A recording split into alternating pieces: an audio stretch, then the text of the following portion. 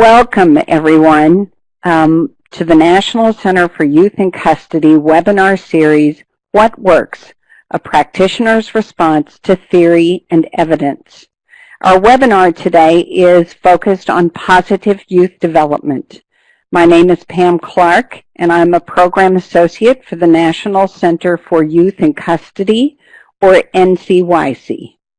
NCYC is a national training and technical assistance center created by the Office of Juvenile Justice and Delinquency Prevention and coordinated by the National Partnership for Juvenile Services. The National Institute of Corrections also serves as a partner with the center. We are very pleased to have you with us for what we know will be an excellent and informative presentation. Before we begin, I need to address a couple of housekeeping matters. For this webinar, this webinar is meant to be interactive, and we encourage everyone to submit questions using the chat function on your screen. Following the panelists' presentations, we will have a question and answer period, during which time we will address as many of your questions as possible. You may submit questions at any time during the webinar presentation. Second, at the conclusion of the webinar, we would appreciate it if you would complete a survey on the presentation. The survey will pop up automatically when you exit the program. Having your feedback is vitally important to us as we plan for future webinars and training.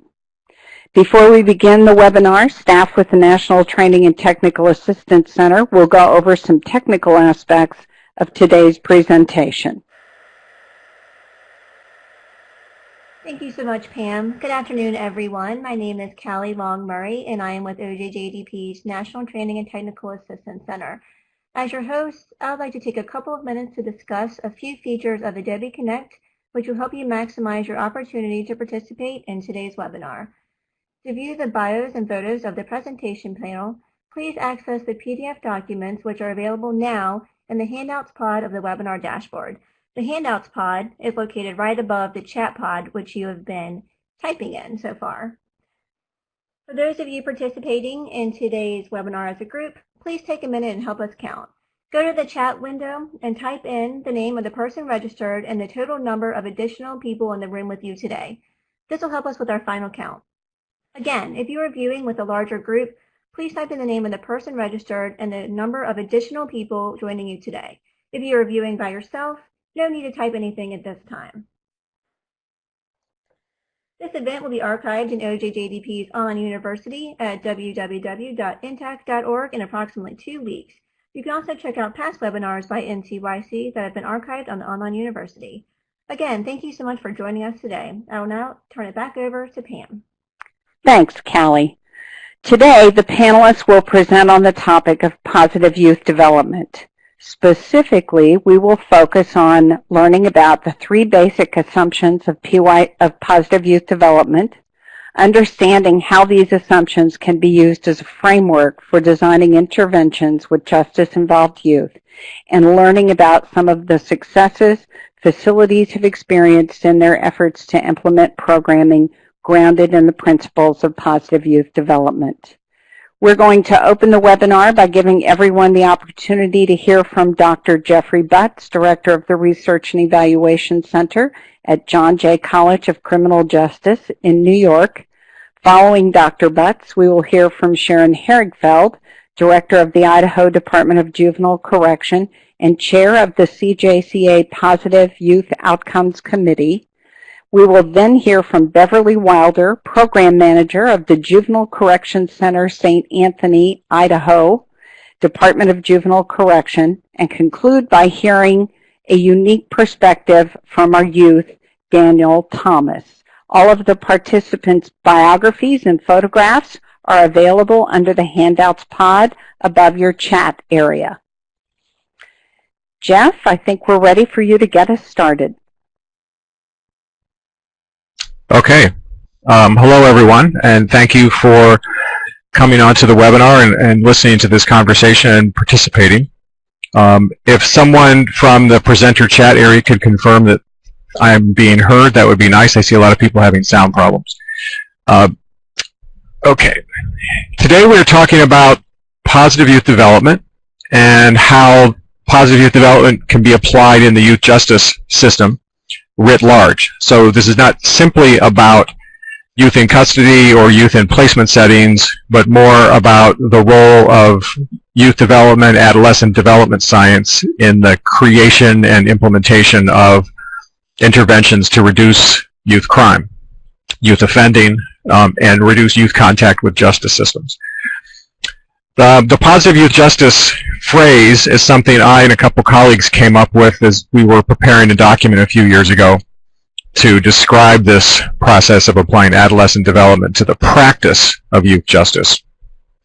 And I want to say a couple prefatory things, which is I hope no one thinks that positive youth development, positive youth justice, all these ideas are some new program model or package or licensed and manualized treatment approach, because it's really not. It's basically the common sense of human development and how everyone knows that young people are not fully formed at age 12, 13, 14, and now we know even you could go up to 21, 22, 23, that the process of human development continues into the early 20s.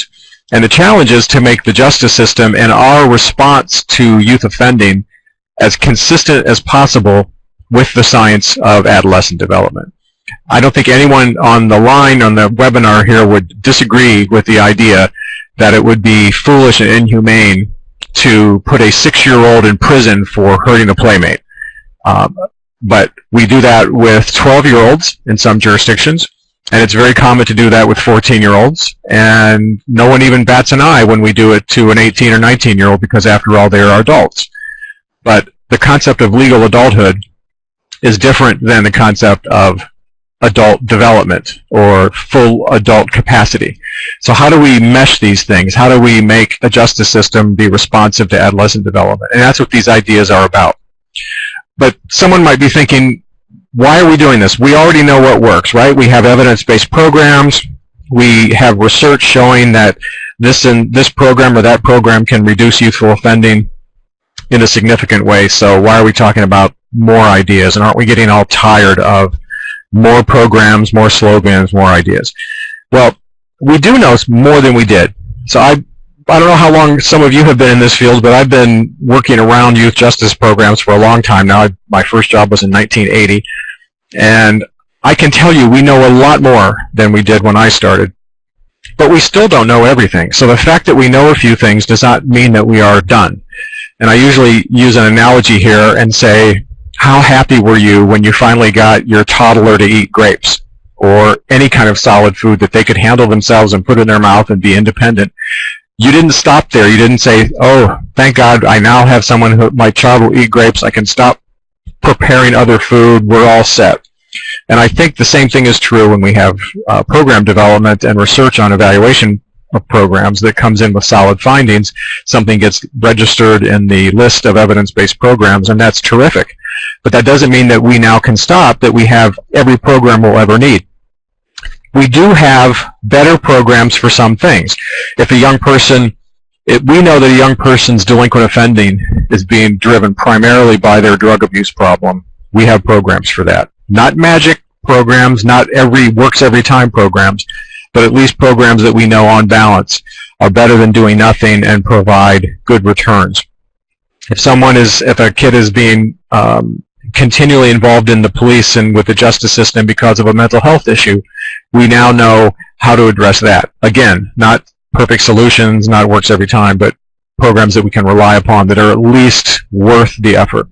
Same thing is true for cognitive behavioral issues, or what people are now calling criminal thinking, family turmoil, all those problems that tend to lead to delinquency in young people.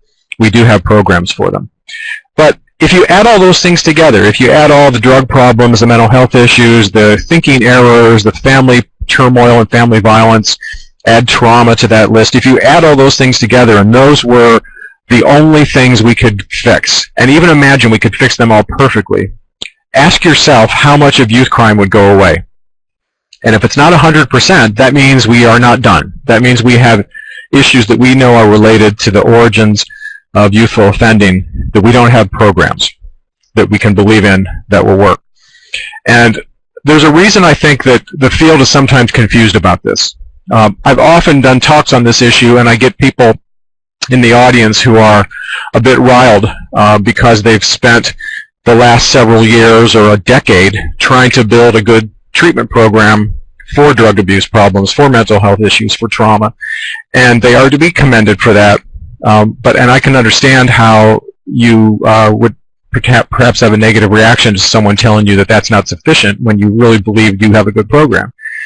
The problem is we have to, at times, sort of sweep all the pieces off the board and rethink basic assumptions. And the main error we have is that we assume, we draw inferences from the characteristics of people who are in the deep end of the system.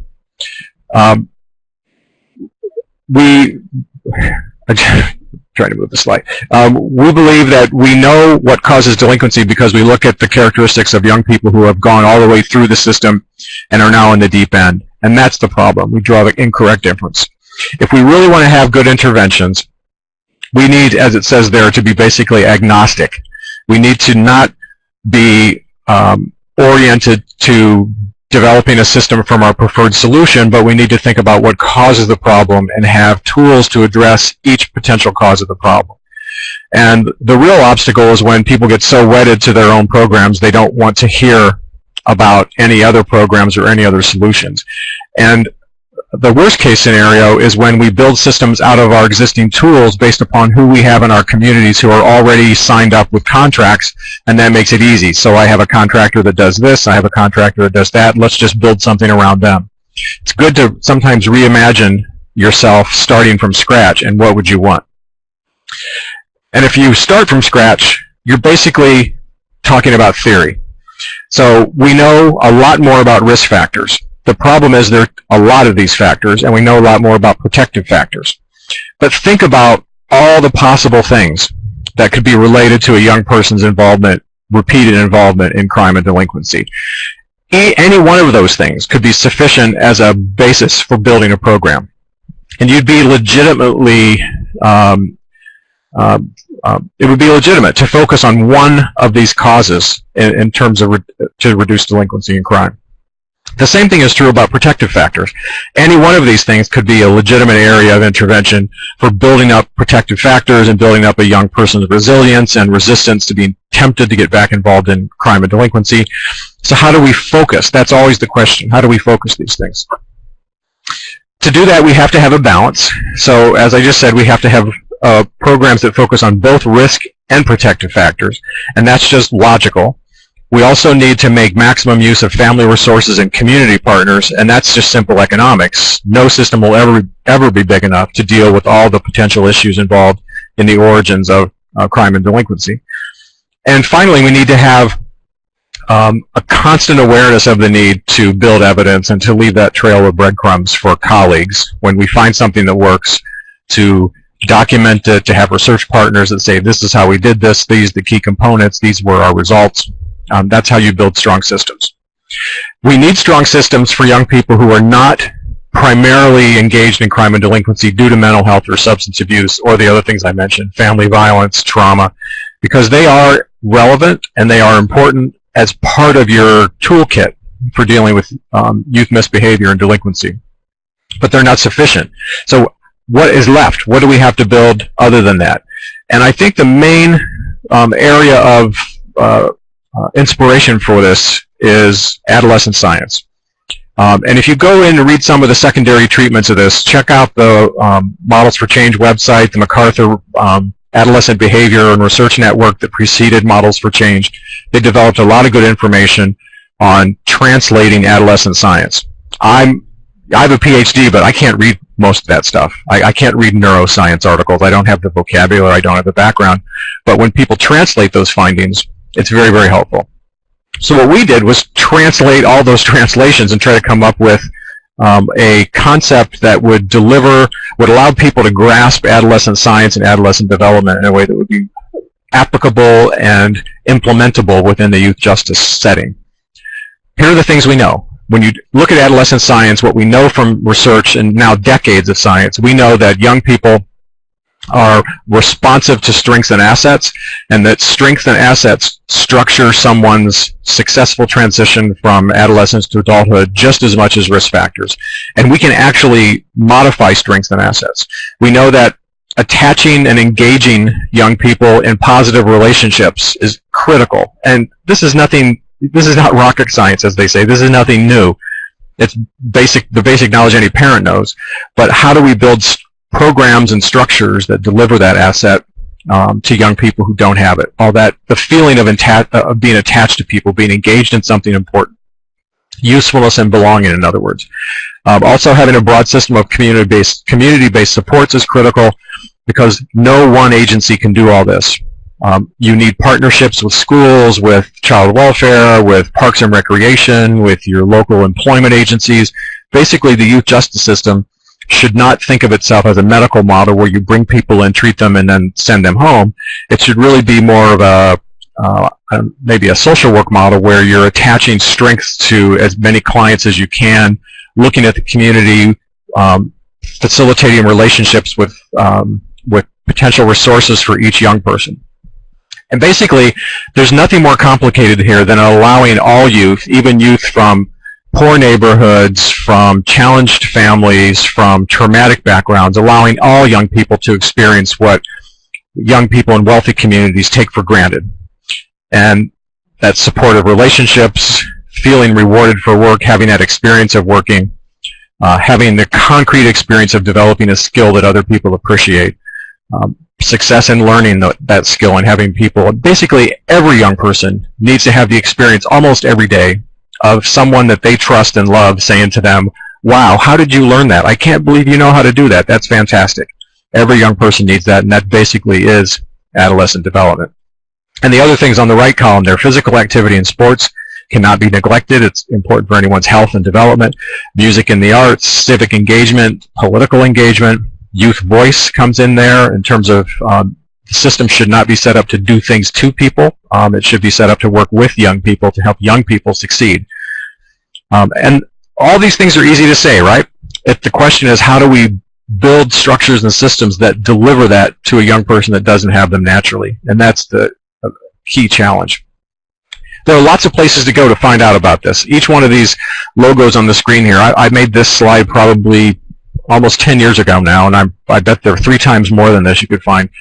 But when I went to look for all these frameworks, there's no shortage of frameworks for how to do youth development, how to facilitate positive assets. The problem is that when you look at all those frameworks, none of them have really been adapted for justice-involved young people.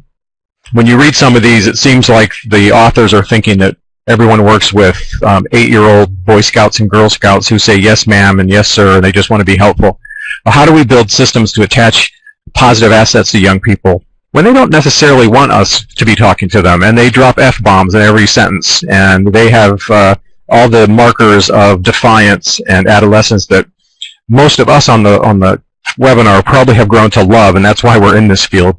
But we know they're challenging, and it takes a different approach than you would use in a scouting program. So how do we do that? First of all, I want you to know that there's a reason to do this. This is not something that people dreamed up. There's empirical knowledge we have. And this is just one slide. I could show you 24 of these. But this is from a survey that looked at a single point in time asking 6th to 12th graders about things that they have in their lives and their experience with risk behavior. So if you look down that left column, these are the number of people, the young people who said enough about their drinking that it seemed to be problematic. Under that, young people who responded to questions about violence and fighting that seemed to be problematic, and school problems, skipping, poor grades. And then across the top row, where it says assets there, these are the assets measured by the, I'm blanking on the name, but the folks in Minnesota that measure up to 40 developmental assets. And that correlation there shows you that when you have fewer than 10 assets, a young person has a 45% chance of reporting problematic alcohol use. But when you go over the far right, young people with lots of assets are only 3% problematic alcohol use. The same thing with violence. 62% with few, almost no assets, 6% problems with violence when you have a lot of assets. The correlation there is strong. The question is, how do we take that correlational information and turn it into programmatic knowledge that will allow us to deliver those assets to people? And that's the positive youth justice model. We proposed it as a way of transforming youth justice by focusing on that simple matrix. All it says is agencies should work within those 6 domains of work, education, relationships, community, health, and creativity. And within each of those 6 domains, they should make sure that young people develop assets in 2 key dimensions: learning and doing, which you could think of as skill development, and attaching and belonging, which is all the relationships and socialization. So anything your agency is doing, if you can put them in one of those boxes and have measures for those boxes. So just pick one. Say education, attaching and belonging. What are we doing to maximize the acquisition of that asset of attaching and belonging within the educational area, and can we measure it? If you can measure, if you have representation for activities in all these boxes and you can measure them all among all the young people you're working with, that's the positive youth justice model. Oh, I see the chat. Yes, that was the Search Institute for Minnesota. Thank you, Robin. So that's the challenge. It's not complicated. It's adolescent development, which everyone knows about. The complication is using our bureaucracies, our insufficient resources, our clumsy way of organizing ourselves, our stovepipe systems. It's hard to pull all this together, but that's the challenge, and that's why we wrote the report. And the Positive Youth Justice website is positiveyouthjustice.org. And I would encourage all of you to look at that, see what you think. Feel free to contact me.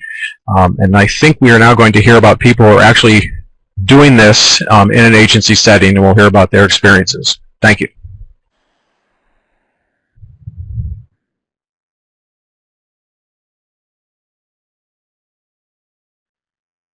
Yes, Sharon Herigfeld with the Department of Juvenile Corrections in Idaho. Sharon, you can begin anytime. Thank you. It is my pleasure to participate in this webinar. As Pam indicated, I'm representing the Council of Juvenile Correctional Administrators, or we call it CJCA, as the Vice President of that organization and the Chair of the Positive Youth Outcomes Committee. Our mission is to connect, develop, and strengthen youth corrections leaders to maximize their capacities to implement and sustain reforms in their systems that will improve outcomes for youth, families, and communities. We develop leaders, we've adopted performance-based standards, we exchange knowledge, and we generate public support for juvenile corrections support. We support research and collaborate with other agencies.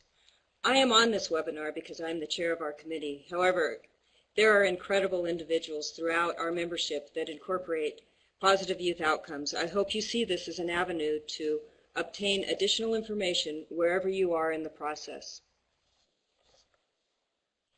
The idea for Positive Youth Outcomes, the Positive Youth Outcomes Committee, developed during meetings of another CJCA project, Defining and Measuring Recidivism. The purpose of the Recidivism Committee was to develop a common definition for recidivism as well as a standardized approach to measurement.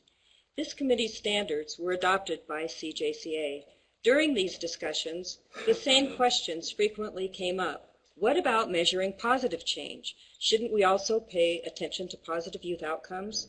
As a result, the Council of Juvenile Correctional Administrators put together the Positive Youth Outcomes Committee, made up of CJCA directors, researchers, and service providers, with the goal of facilitating a shift in focus to strengths and assets and positive relationships in a variety of contexts and environments. This work is based on a number of assumptions. First, recidivism will continue to be an outcome required by juvenile justice agencies. Second, what is measured shapes perceptions as well as important decisions. Third, having access to a variety of measurement choices encourages implementation. So we began the committee in 2010. This initial work was the initial work that Dr. Butts and Dr. Bazemore did to collaborate for their to develop their framework for justice interventions was a great process for us to begin to look at how we could continue to work through our different agencies.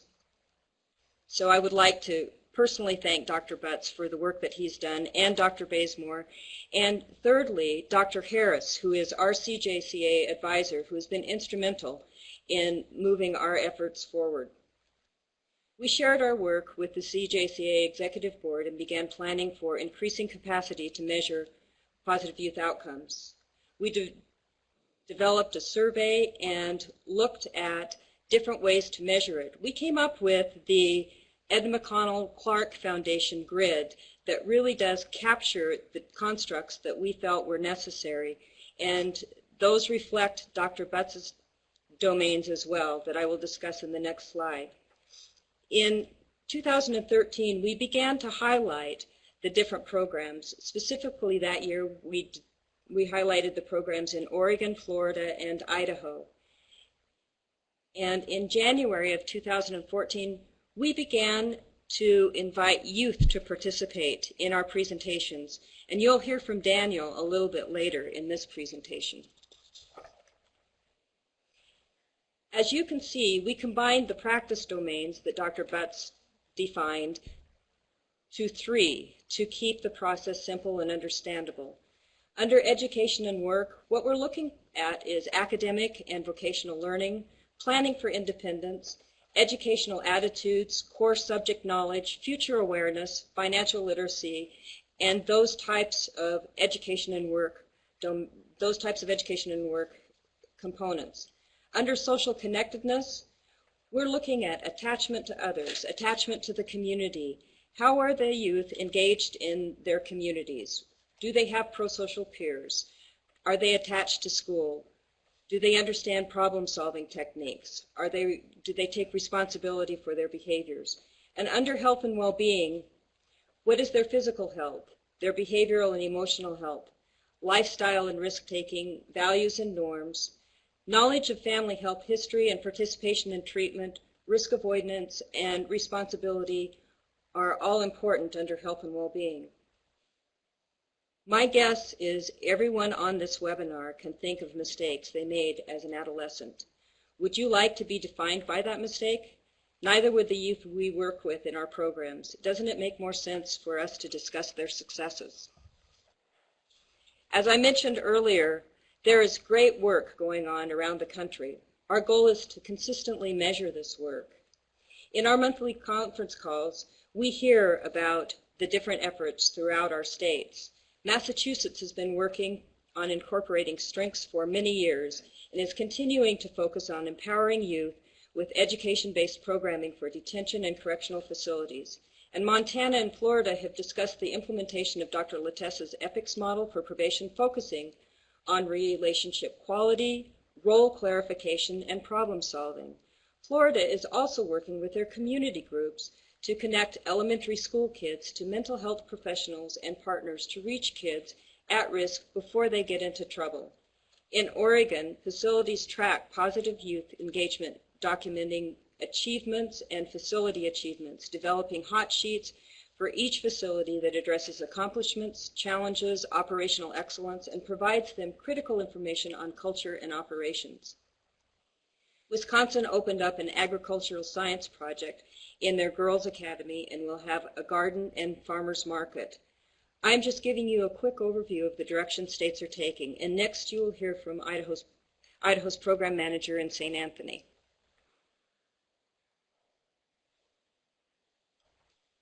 Great. Thank you very much, Sharon. Beverly Wilder is the program manager with the Juvenile Corrections Center in St. Anthony with the Idaho Department of Juvenile Corrections. Beverly, welcome. Thank you very much, Pam, and everyone else. I appreciate and I'm honored to be part of this presentation as well. As mentioned, I am the program manager for one of the 3 state facilities here in Idaho. And this facility has been around for a number of years. We have since the early 1900s. The process that we use for our programming is a peer group process, and we use the positive peer culture model where we instill responsibility and roles with the juveniles and give them the opportunity to help each other with their problems. We view problems as opportunities to help youth, and as we all know, kids are more likely to listen to a peer talking about an issue, whether it be substance abuse, criminal behavior, poor thinking, poor decisions that they have made, and rather than listening to adults. And so that's what our program is based about. We also address academic and vocational training. We are an accredited school here in Idaho. And one other aspect that we talk about in our programming is therapeutic outdoor programming, which I'm going to share some slides and some actual quotes from some of the youth when they participated in those activities. Positive youth development is an attitude that we have adopted here in Idaho and at our facility. It's a belief that kids are resilient and that based on everything that they have experienced in their lives, they still know the difference between right and wrong. And we try to give them opportunities to be more comfortable with doing the right. It's like the Nickelback song, We Must Stand Together. We believe that the right thing to guide us is right there beside us. That's a quote from the song. And so throughout our day-to-day programming inside the facility, every opportunity, whether it's cleaning up after a meal, cleaning up their living units, going to school, participating in an intramural sport activity, we work to develop every opportunity we can to help kids identify their strengths in themselves and in each other. We also work with them to develop skills that others will find of value in their communities when they return to their home communities. We try to put them into new roles and responsibilities by putting them in situations that they're not used to, in a leadership role. If they're used to being quiet and withdrawn, we try to encourage them to speak out more and take leadership roles. And then we do a lot of activities where they can connect to pro-social adults and pro-social peers. And the whole positive peer culture principle is that by helping others, in order to do good, you get help yourself. We speak specifically to the core asset of attaching and belonging by becoming an active member in pro-social groups, peer groups, role model, and practice. They have regular opportunities to role play, making tough decisions, bringing out someone else's deficits and addressing them with them in a safe and caring environment built on respect. We help them to develop and enjoy a sense of belonging by being part of that group, and then we place a high value on the service to others and being part of a larger community, and that's through our community work service project and our therapeutic outdoor program. The following slides are some of the activities that we've been able to do with the youth and their peer groups while they've been here at the facility. Our facility in Idaho is located in the southeast corner, about an hour from Montana and Wyoming, and we're out in a mountainous area, so we have a lot of opportunities to work with the National Forest Service, the Bureau of Land Management, and do projects for them, and then also in the local community. This first slide helps to form the assumptions of kids connecting to pro-social adults. They went down to a local food bank and helped get some minor repairs in that food bank to make it more accessible to others. The juveniles believe here that staff are here to help us, how to be a good person in the community when we leave, and how to be a positive role model. In learning and doing, just young man, because I'm happy that I went to help out people. If I was out back home, I wouldn't have had the chance to do those things. This is where they went down and cleaned up a local baseball field. Again, one of the three assumptions of building skills outside their normal environment. A lot of kids know how to work. We just help to guide them to build that work ethic so it's more pro-social work rather than working in the wrong direction. Here's another one where they went to a local cemetery and cleaned up. Again, just giving them an opportunity to build back and give something that they can take with them once they leave the facility and return to their home communities. For attaching and belonging, we took the juveniles to the local food bank, and this is a higher value of service to others and giving back, something that they experienced. This has been a very powerful work project or community service projects with the groups. Almost all the juveniles, when they report back, say that now they see the work that goes into making those food boxes and things to give to others, and some of them have experienced that themselves. One of our groups, which I believe Daniel, that you're going to hear from at the end of this presentation, was a part of, went to a Special Olympics activity where their whole role and responsibility there was to cheer on the participants. And this gave our juveniles an opportunity to experience life from someone else who may not have had all the same opportunities that they've had, and it was a very powerful activity for the juveniles to participate in. And then finally, we encourage the juveniles, once they return to their home community, to look for those other avenues where they can volunteer for community service, whether it's working in the park, working in a local garden, a community garden, or things like that. Giving back to others is one of the main premises of our programming. Right now, it is my pleasure and my honor to introduce you to Daniel. Daniel was a juvenile that was committed to our custody. In Idaho, juveniles that are committed to state custody have committed either a misdemeanor or felony and have failed or not been successful in other community programming, and so they've committed to the state and sent to one of the 3 state facilities. Daniel was here at the facility in St. Anthony for approximately 12 months and was part of a group that had a lot of chances to speak to visiting boards or community groups, and he's been able to experience a lot of the positive youth development during his placement here, some of the programs that we provide. So Daniel, here you go. Well, thank you, Ms. Wilder, and I want to thank all of you for providing this program.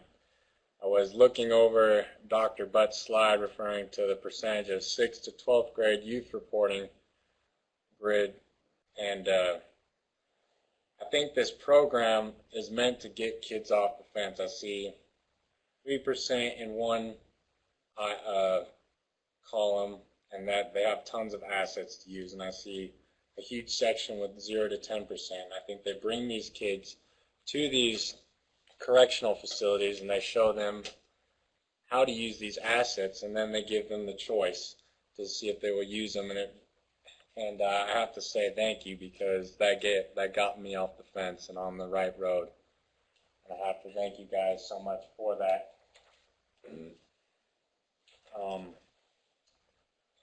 When I was in St. Anthony, it was really great because it got me removed from a lot of high-risk factors. I had a part-time job, but you know, I still had a lot of time that I could be spending more positively, and they removed me from that. They gave me more opportunities to invest my time positively around peers that I could build positive relationships with. I could go on work projects, learn to work more. I could go in school. I could teach kids how to do things, and you know, doing it for about 12 months, it gave me a sense of value for it. And it gave me a kind of a passion for it. So when I came out in the community, I practiced it so much that, you know, I never really departed from it, and it really pushed me through. And I'm about to complete probation here in a couple days.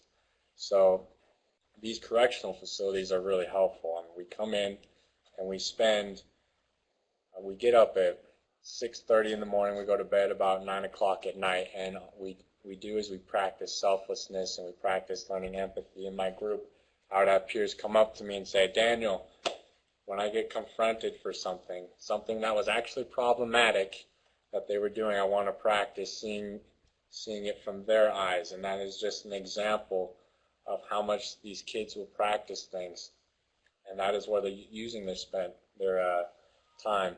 So when they get in the community, they've practiced these things, and these habits come back. So when you know, those situations come up that are more high risk, they are more resilient. And this is just one of many examples these programs help us with. I've watched this program take kids who really struggle mentally and push them. I worked with kids who have struggle in school. They have below average IQ, and I've seen them push up to do math that's a lot very well above. And it, you know what, it wasn't that they weren't mentally able. They just had, like, we had peers that would sit down and help them, give them that attention, that encouragement, and that's the kind of structure that a place like St. Anthony did. And it was a great experience, and it gave you a different view. These OPs are off-campus projects. Sorry if you guys aren't familiar with the acronyms, but they would send us out, and we would go to places like cemeteries, or we would go and serve pancakes to the public. And these are activities that people in the community spend their free time with investing, and it showed us what people spend their extra time doing, and so when we got in, we had kind of an idea of what we could do with our time. I have to say that, I mean, it's a great program. It's taught me how to look at things. What's your favorite service opportunity? My favorite service opportunity. Oh man, well, I had a couple. My first one was the Special Olympics. I went in there and we created signs and we cheered people on who had, some of them had mental defects, others had physical defects, and we watched them push themselves on there, and it was incredible. They work so hard, and they had such great attitudes, and we were all inspired. My group was. We went back to our cottages, and we're like, we need to be like them. My second favorite was going and serving pancakes, because I like pancakes. So, they give us opportunity to, indulge ourselves sometimes with some good food, and it's a real treat. I mean, they honestly they do spoil us, and it was great. Let's see. And also we went to a camp. I remember we have things called sessions where we session peers up, and we went to this camp, and a lot of these peers have never been to camps before, and these camps are really powerful to kids. They give us a bonding between the group. We build our relationships, get a lot stronger, and we honestly have kids who wouldn't want to leave those camps because they meant a lot to them. It was just such an opportunity. I went into St. Anthony at 19 years old, and it was a real blessing that they went in there, and I got in a chance to change around my thinking, and it really helped me.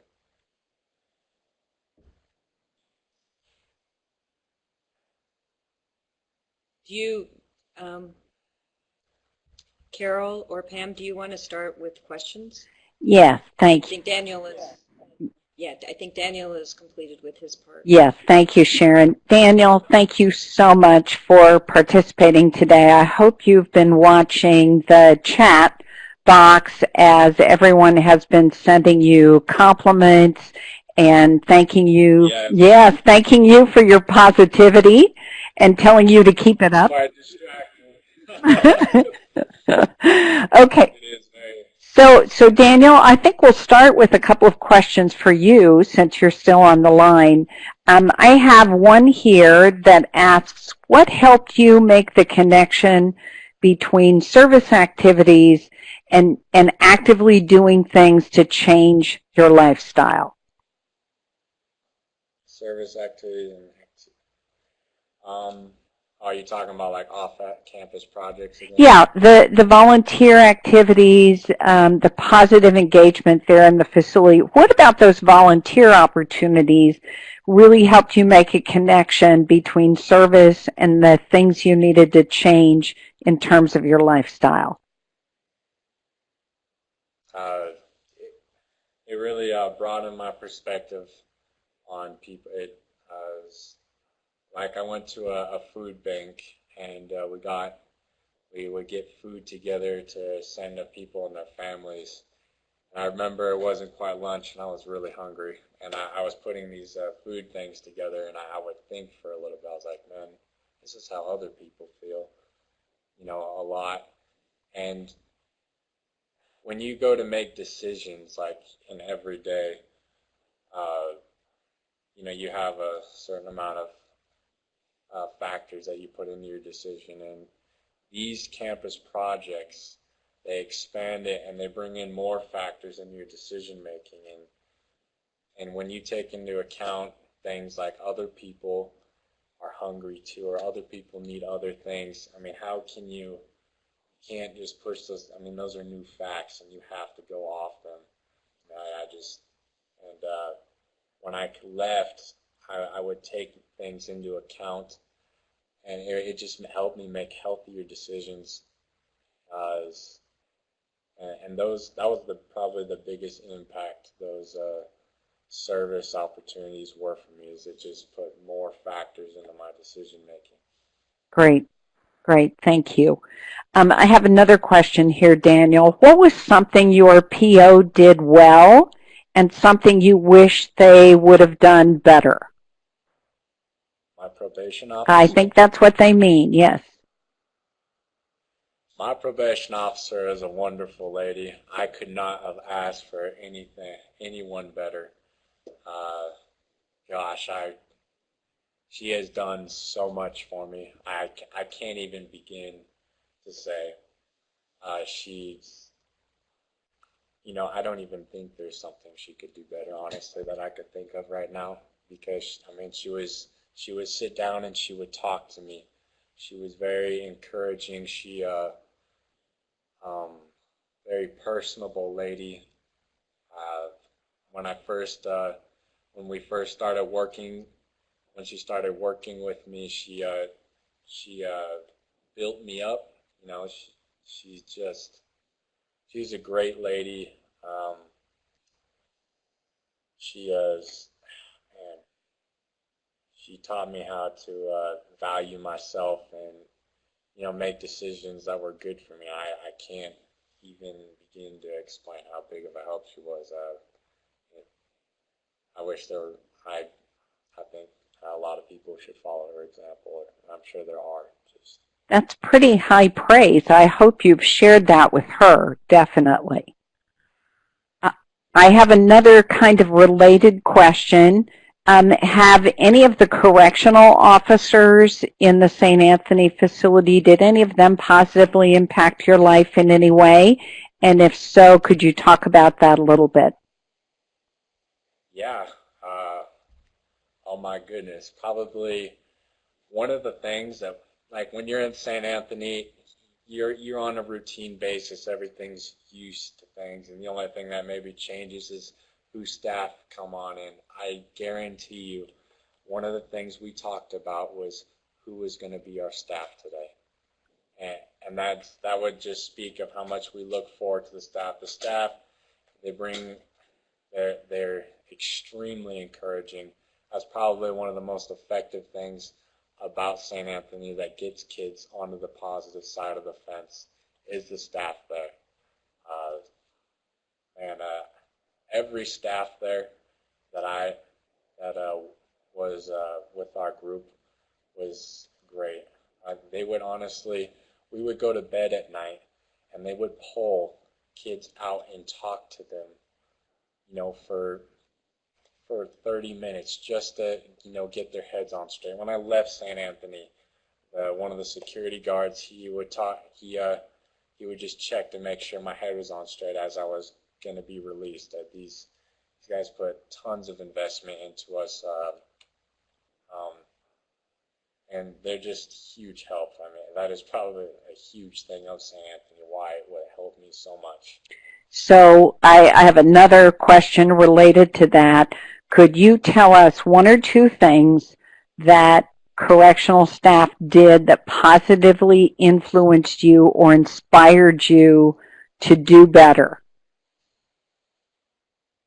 Yeah. Two things? Yes.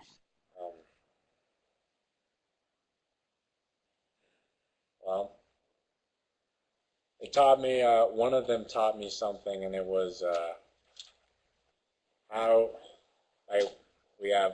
he taught me how to distinguish between my limitations and you know, mental hoops. And that was a huge thing, especially for someone who's young, who hasn't, who does not understand or isn't aware of their capacities.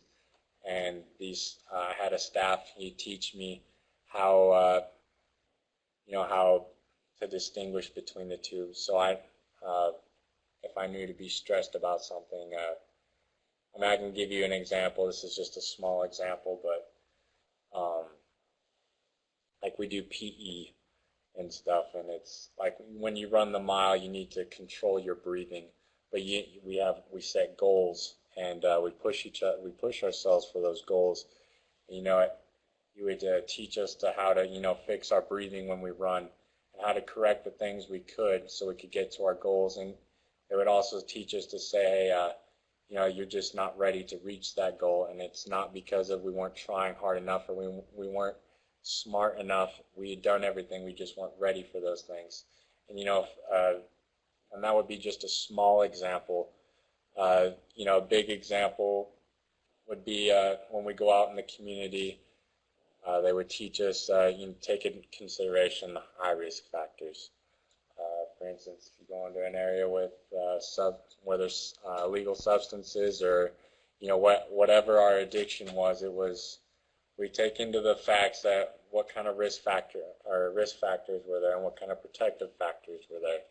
I mean, they were limitations, and they weren't things that we just had to push ourselves to do. Like we never like something a kid will do when it comes to risk factors. They think they can overcome like a mental illness, like they think they're stronger than it, and they will keep those risk factors around because they think they're strong enough to overcome them. That's a big thing that leads to relapse. And these staff would teach us, no, those are not mental hoops, those are your limitations. And they taught us the difference between the two. So when we went into the community, we could discern those and prevent ourselves from relapsing. Great. Great. Thank you, Daniel. And we'll probably come back to you. I have some questions for the other presenters. Dr. Butts, learning and doing and attaching and belonging are core assets that permeate all of our social service areas. For example, GED, workforce development, substance abuse. However, there are some service areas, for example, mental health, where we've had difficulty identifying concrete and measurable outcomes to assess attaching and belonging. With the exception of simply tracking participation in counseling, what outcomes could we track to assess attaching and belonging in our provision of mental health services? We go into some of this on the website and the report. I think each agency has to invent its own approach, unfortunately. But I would like to make an offer to anyone here who is interested in doing that to contact me, because I really believe that if we could build strong systems and intervention approaches around this kind of adolescent development model, that it would eventually be recognized as an evidence-based approach. But right now we are far from having that, being able to claim that, because just the sheer diversity of ideas. You heard Daniel talk about some of the activities that he's been involved in. Just imagine if we all firmly believe that what he just described was critical in helping him to become self-sufficient, independent, and basically grow from a boy into a man, which is what we're talking about. If we all really believe that, how would we measure each of those key components?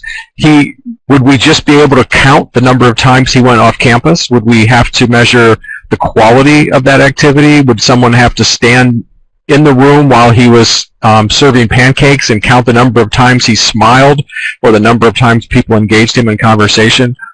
There's just a whole range of qualitative measures and just detail we might want to get involved in, and we haven't even begun the work yet to start to narrow in and pare down on some of those concepts. And the question refers to mental health. I want to make it clear that I don't think anyone who works on these issues would propose that this model or these approaches replaces other things. So if someone has a severe mental health issue, they need mental health treatment. If someone has childhood trauma and violence in their lives, they need a system that attends to that.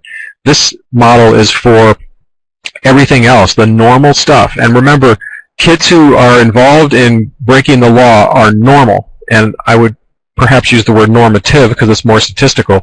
But a young person, a young man who's 14, 15, staying out too late, smoking weed, getting into fights, that's pretty normal behavior that most people go through. It's just that when you have assets around you and protective assets like parents and people watching out for you and after-school activities, you're just less likely to get drawn off in that as much. So we need programs that help support the positive things. What we need to do is put together a research program. I'm a researcher, so that's how I see one of the answers, is to start showing policymakers that this makes a difference and it matters, that having a good approach like this that's measured well and you can put all these things together statistically matters, and that's a challenge. Thank you, Dr. Butts. And I think this is somewhat related. Sharon, I think this may be a question for you. Do you have any suggestions for how to track positive youth outcomes as youth exit the juvenile justice system? Recidivism seems easier to track because it involves future contact, processing, etc. How do we highlight long-term successes with data? Great question. The things that we're doing in Idaho, and I highly recommend that you look to other states as well. Oregon's doing some really incredible things, but we track on our director's dashboard. We track if kids released from our custody are still employed in 6 months, if they're going to college, and we have an MOU with our Department of Labor to track whether they're employed, so we get that information, if they're going to college, and those types of things. But we're open to any kinds of things that we can do consistently across all of the states to be able to measure it, similar to what we're trying to do with recidivism, because we believe that it's equally or more important than the recidivism numbers. Great, thank you, Sharon. Dr. Butts, just a kind of a comment. There were a number of questions about possible tools for measuring positive youth development. In your previous comment, is part of the research that you're working on trying to develop some outcome measures or some tools for measuring positive youth development that the field can use? Yes, whenever I have an opportunity, I try to do that. For a more fully formed version, I would encourage you to go to the website of the Department of Youth and Rehabilitative Services in Washington, D.C. I think it becomes very clear when you go to their website, click on their annual report, and you go to the annual report, and after the title page, the very next page gives a summary of positive accomplishments. So it says, here's what proportion of our young people got GEDs this year. Here's what proportion were employed. Here's what proportion, they go through a number of positive assets and actually give you numbers. And those are the performance indicators that they track, and that's on the first page. Partly this is a cultural shift within youth justice. We are so used to talking about recidivism, and we've cultivated an entire couple generations of policymakers, state legislators, federal officials, who are just used to thinking about recidivism, which I sometimes use the word stupid about when I'm talking in public about recidivism. Everyone asks about it, but people who work around the justice system know that that's a very complicated measure that has a lot to do with who comes in the front door, what are the options in the community, how diligent are law enforcement, or another way of saying diligent is, well, here in New York, it's like over-interventionist at times. There's so many variables that go into recidivism. When we use that as a marker for an individual young person's progress toward adulthood, it's just stupid to me.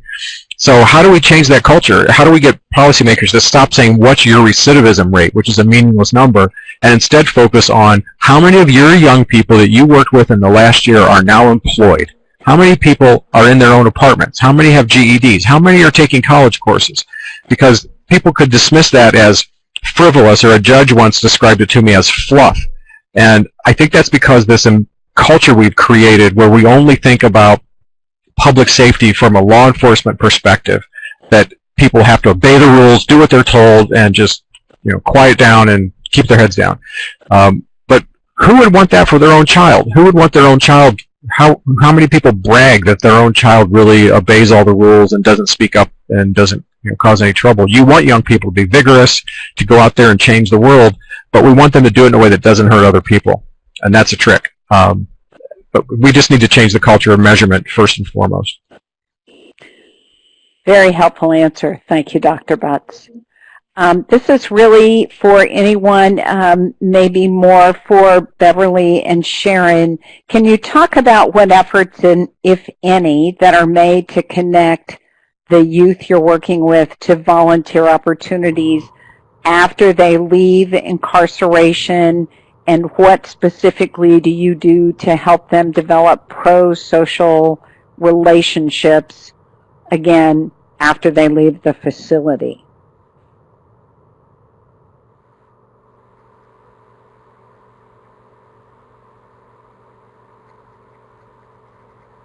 This is Beverly. We have a number of local communities and the probation officers that we work with and we develop partnerships with, and that they have groups in their local communities that they can hook kids up with once they leave the facility. And sometimes that's even could be part of their probationary conditions of their probation, that they do so many community service hours or volunteer hours. One other program that we're very fortunate to have inside our facility is a foster grandparent program, where we connect with a local chapter of the Foster Grandparent Council. And so we have elderly folks that come into the facilities and they're assigned to each one of our peer groups. And when juveniles leave this facility, they can find a similar foster grandparent programs in their home communities so that they may be able to interact with them and continue to build that pro-social connection. Great. Sharon? On my side, yeah. Rather than me talk about what we offer, I'm just going to let Daniel answer that question. Great. Yeah, for volunteer services, I go to a Boise rescue mission, and I'll hand out Bibles over there, and I also monthly have a budget, and I set aside about 5% of my check, and I donate it to a charity. And those are just a couple examples of what I've done. I've done some other things. I have tried to donate my time in some form or other, whether it's volunteer work or my own money that I've gotten from work. Thank you, Daniel.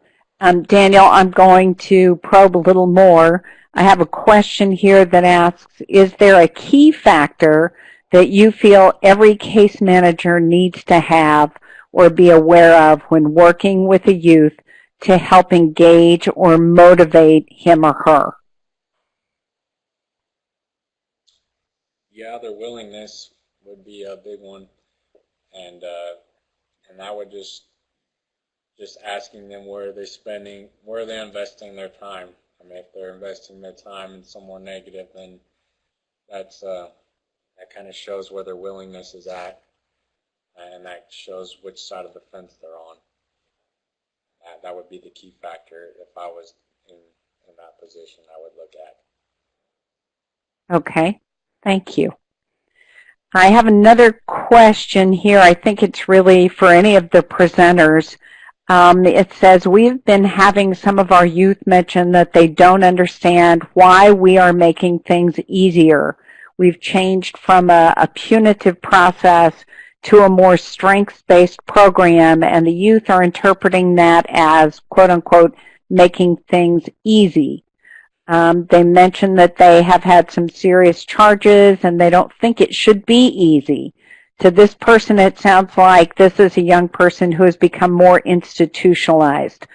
And the questioner wants to know, what's the opinion of some of the presenters?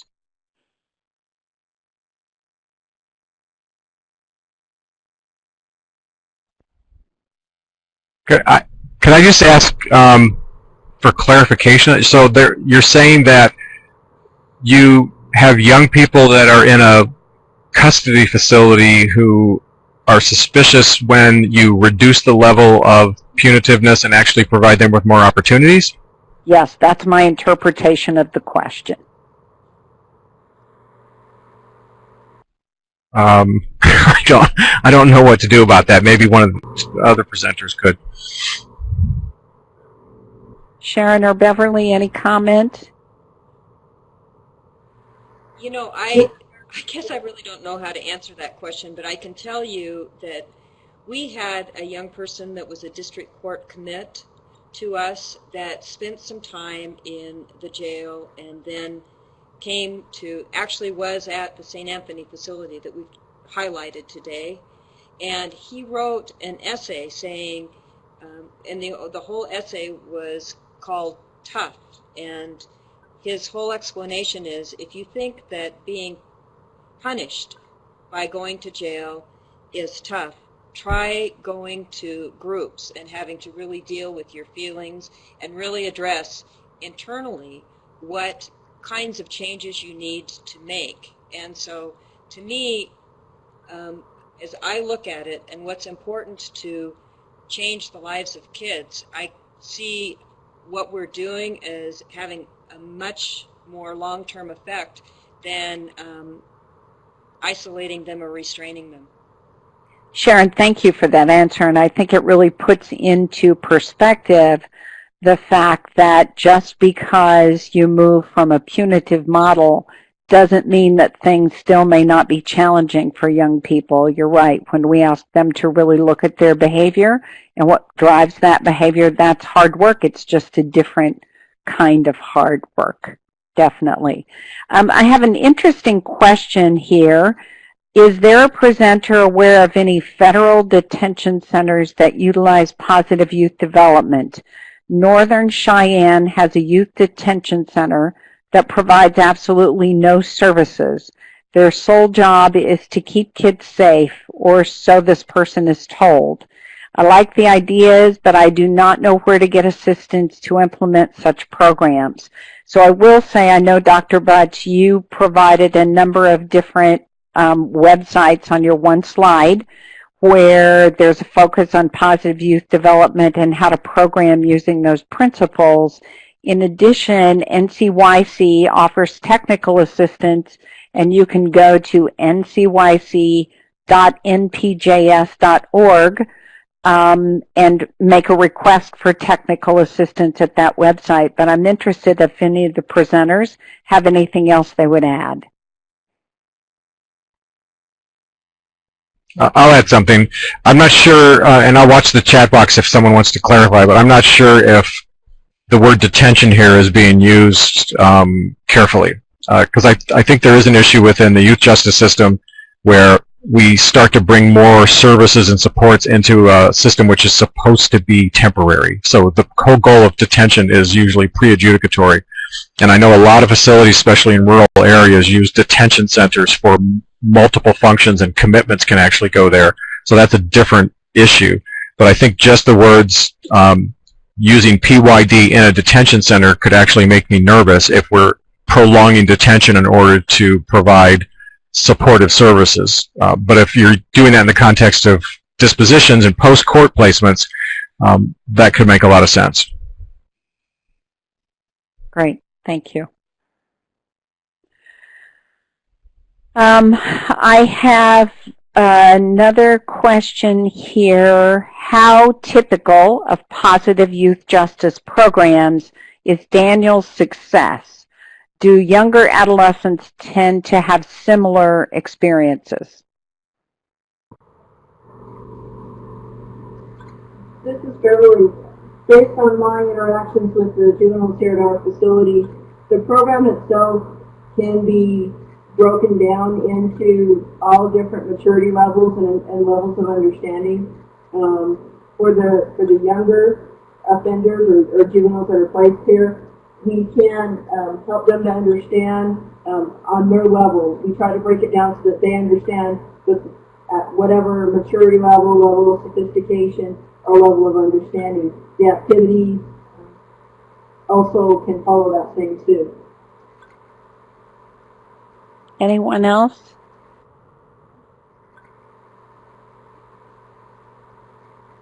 Okay, there's a question about security levels. How were security levels addressed regarding youth that were high security risk when you're talking about taking young people out into the public? This can be contraindicated by law and by policy or administration in a facility. So how did you deal with those issues? Within our facility, if we have a juvenile who is committed to the adult system or a district court commitment, we get permission from their judge prior to the juvenile participating in any off-campus activities or community service projects so that the judge knows that they're going to be out in the community. And then all of our activities are highly supervised by our staff. The staff go with the juveniles out there. They're right there working alongside with them, role modeling and practicing some of those skills that Daniel referred to. And so we don't send kids just out into the community by themselves. They're always under the supervision of our department staff. Okay, great. Thank you. And Daniel will give you an example. Daniel, please. Yeah, in St. Anthony, we use peers. The peers would restrain at a staff's discretion. We would restrain one of our peers if they were, attacking us or whatever. And also, if we're going on an off-campus project, we've had an incident where we just couldn't take them out because they're too high risk. And I've seen groups where they would cancel their off-campus projects. For security, there's like security officers that would go on routes where they just circle around the campus. But yeah, and whenever we talk to each other, we have to have another peer present as a kind of an accountability. And we would, and the whole group is very well aware of each other, and we can see who's talking to who, make sure nobody's planning anything. So those are some security measures that are taken.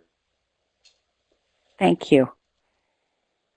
I have another question here. Hearing Daniel talk about St. Anthony's, how important is spirituality in making changes and in the programs that you offer?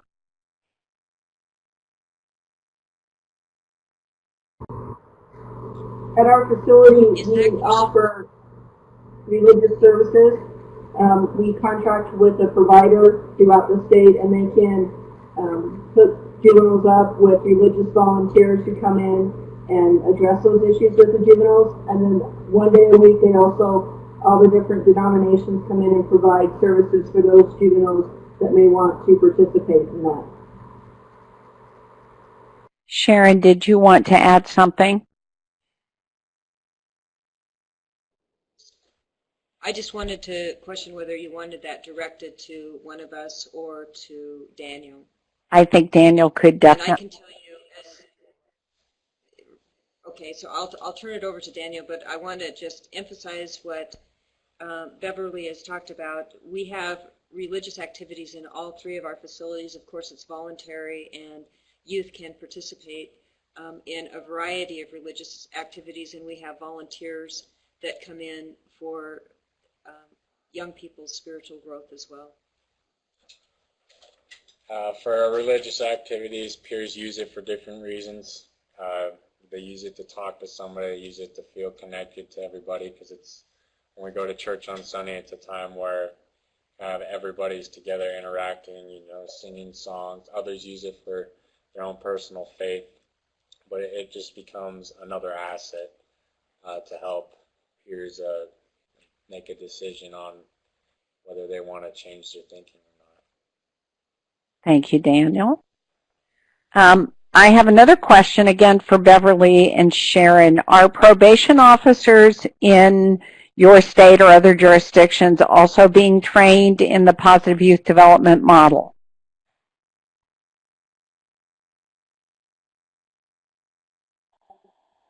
I can start by explaining to you some of the things that we've done in Idaho. Is we've trained everyone in motivational interviewing for family engagement, and we continue to work.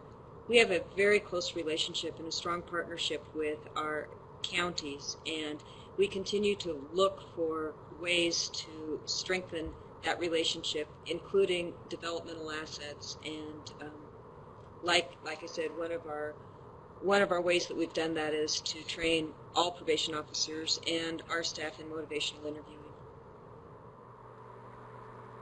Thank you. And I just concur with what Sharon said. Say that again, Beverly. You're very difficult to hear. I said I just concur with what Sharon said. Okay, thank you. Dr. Butts, I have another question for you. Have you had any experience with victims of human trafficking in terms of trauma bonds and the delinquencies associated with those? No, but that question makes me think that people do need to remember that there are a variety of issues that young people face that are not going to be addressed by volunteer activities and sports and all the things we're talking about. And certainly trauma and trafficking victims, I would think, need special attention, much like a mental health issue or a severe drug abuse problem. So please don't think that we're talking about this adolescent development approach as one size fits all. Thank you. I think we have pretty much exhausted all of the questions that I've seen scrolling up. So I think we will close this out. I want to thank everyone, all of our presenters, for the wealth of information they've shared with us today, particularly Daniel for having the courage to come on and share your experience with everybody. And I want to let you know that we will be taking a summer hiatus. The National Center for Youth in Custody will be taking a summer hiatus, and we will not be hosting webinars in July or August while we work on other important projects to support the field. We will resume our webinar offerings on Wednesday, September 24, when we will talk about arts in corrections, and you will be able to find more information about that upcoming webinar on our website. I want to thank the National Training and Technical Assistance Center and let everyone know that the webinar will be archived on OJJDP's Training Center. And certainly, more than anything, I want to ask, would everyone please take a moment to complete the online survey. For more information, you can contact the Office of Juvenile Justice and Delinquency Prevention, OJJDP's National Training and Technical Assistance Center, and OJJDP's National Center for Youth in Custody. All of the websites are up on your screen. I would also remind you that you can go to the Positive Youth Justice website for additional information about positive youth development and the positive youth justice model. Again, thank you very much for being with us today, and we hope to have you back with us in September.